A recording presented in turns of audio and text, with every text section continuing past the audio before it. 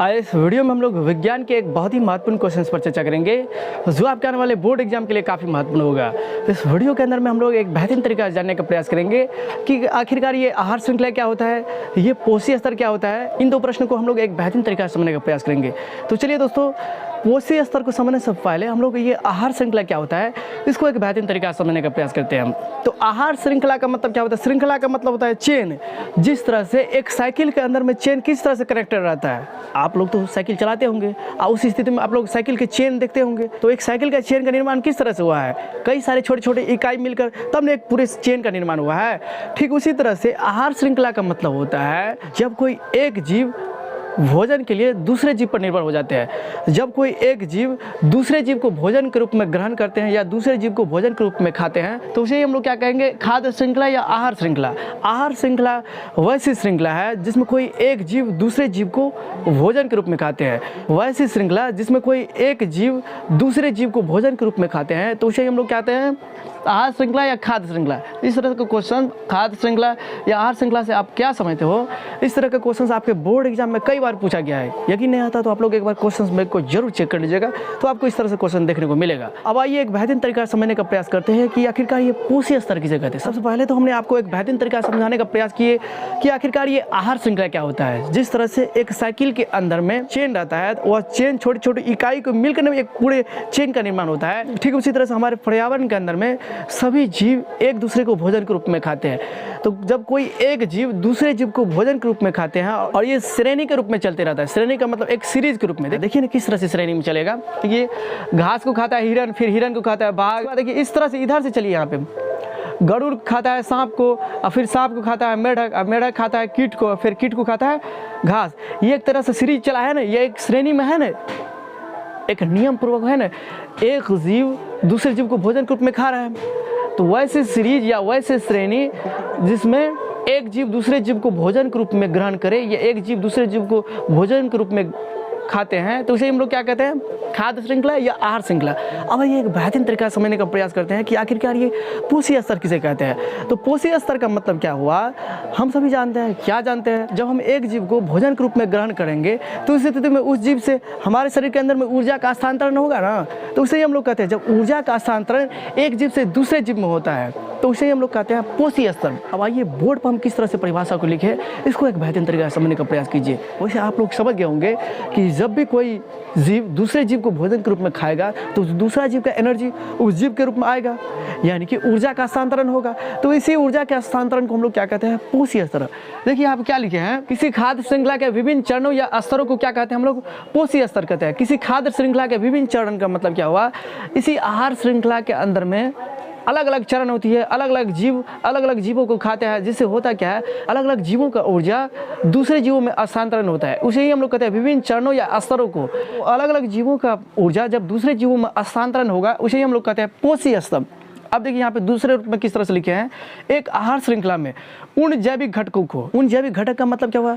जैविक घटक का मतलब जितने भी सजीव प्राणी है वे सारे सजीव प्राणी एक दूसरे को भोजन के रूप में ग्रहण करते हैं। तो उस स्थिति में होता क्या है, ऊर्जा का हस्तांतरण होता है ना, तो उसे ही हम लोग कहते हैं पोषी स्तर। एक बेहतरीन तरीका समझने का प्रयास कीजिए। दूसरे रूप में पोषी स्तर का परिभाषा देखिए यहाँ पे किस रूप में दिया है, एक आहार श्रृंखला में उन जैविक घटकों को जिनमें ऊर्जा का हस्तांतरण होता है उसे हम लोग क्या कहते हैं? पोषी स्तर।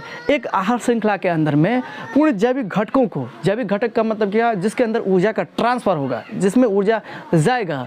जब ऊर्जा का ट्रांसफर होगा एक जीव से दूसरे जीव के अंदर में तो उसे हम लोग क्या कहते हैं? पोषी स्तर। और एक पोषी स्तर में क्या होता है, ऊर्जा का हस्तांतरण सिर्फ एक ही दिशा में होता है। देखिए ना, घास को खाया हिरन, हिरन को खाया बाघ, इस तरह से ऊर्जा का हस्तांतरण किसी एक ही दिशा में होता है। देखो ना यहाँ पे गरुड़ को सांप खाया, सांप को मेढक खाया, मेढक को कीट खाया, कीट को घास खाया।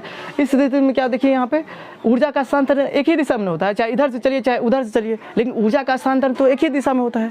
एक बेहतरीन तरीका समझने का प्रयास कीजिए। जब हम उसको खाएंगे फिर वो उसको खाएगा, फिर वो तीसरे को खाएगा, फिर वो चौथे को खाएगा, तो इस स्थिति में ऊर्जा का हस्तांतरण एक ही दिशा से न हो रहा है। तो एक पोषी स्तर में क्या होता है, ऊर्जा का हस्तांतरण एक ही दिशा में होता है। एक बेहतरीन तरीका से समझने का प्रयास कीजिएगा, क्योंकि बात है दो क्वेश्चंस का। यहाँ पे आपको बोर्ड एग्जाम में क्वेश्चन पूछने की 100% संभावना बनती है कि आखिरकार ये पोषी स्तर क्या होता है और आहार श्रृंखला क्या होता है।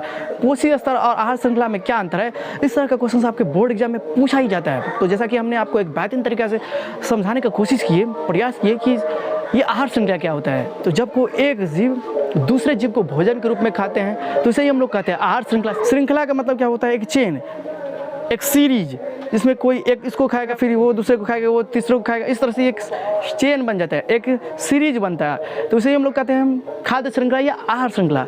तो जब हम लोग किसी दूसरे जीव को भोजन के रूप में खाते हैं तो दूसरे जीव का एनर्जी हमारे में आता है। अगर हमको कोई खाएगा तो हमारा एनर्जी दूसरे में जाएगा।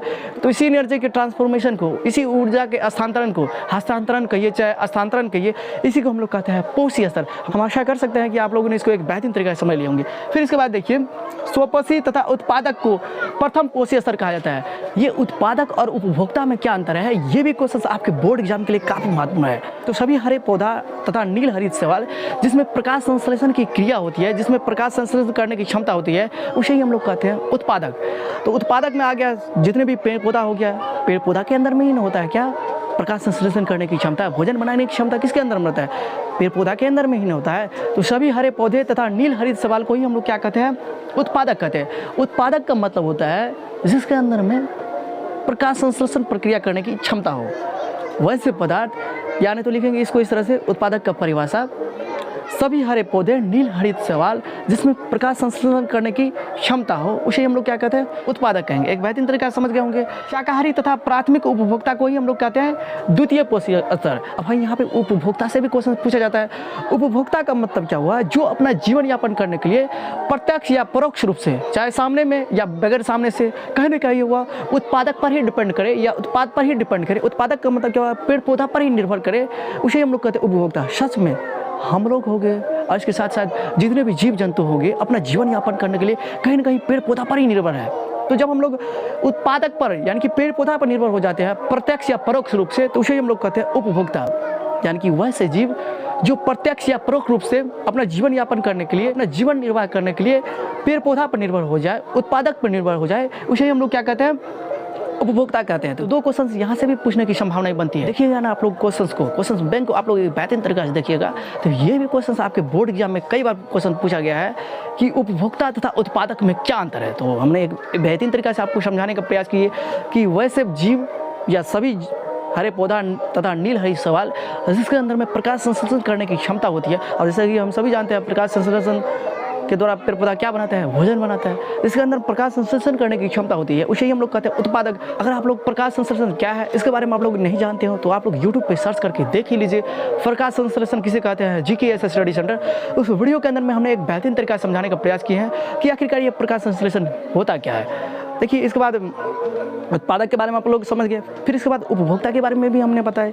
उपभोक्ता का मतलब जो प्रत्यक्ष या परोक्ष रूप से अपना जीवन निर्वाह के लिए जब उत्पादक पर निर्भर हो जाए उसे हम लोग क्या कहते हैं? उपभोक्ता। शाकाहारी तथा प्राथमिक उपभोक्ता को हम लोग क्या कहते हैं? द्वितीय पोषी स्तर। छोटे मांसाहारी तथा द्वितीय उपभोक्ता को तृतीय पोषी स्तर कहा जाता है। बड़े मांसाहारी तथा तृतीय उपभोक्ता को चौथे पोषी स्तर कहा जाता है। तो इस तरह से यहाँ से जो भी हम क्वेश्चन यहाँ पर लिखे हैं इसको एक बेहतरीन तरीके से तैयारी कर लीजिएगा और यहाँ से क्वेश्चन पूछने की 100% संभावना ही है। कई बार तो यही पूछ देगा कि निम्नलिखित में एक आहार श्रृंखला सही है, इसको चुनिए। तो आहार श्रृंखला को किस रूप में चुनना है? घास को हिरन, हिरन को बाल, घास को फिर कीट खाता है, कीट को मेढक खाता है, मेढक को सांप खाता है, फिर सांप को गरुड़ खाता है। इस तरह से आप लोग एक बेहतरीन तरीके से इस सीरीज को, इस आहार श्रृंखला को एक बेहतरीन तरीका से समझने का प्रयास किए होंगे, क्योंकि यहाँ से क्वेश्चन पूछने की 100% संभावनाएं बनती है। तो हम ये आशा कर सकते हैं कि इस वीडियो के अंदर में हमने आपको जो भी समझाने का प्रयास किए हैं आप लोगों ने उसको एक बेहतरीन तरीके से समझ लिए होंगे। तो चलिए दोस्तों, फिर मिलते हैं नए वीडियो में नए कंसेप्ट के साथ। तब तक के लिए हमें विदा दीजिए।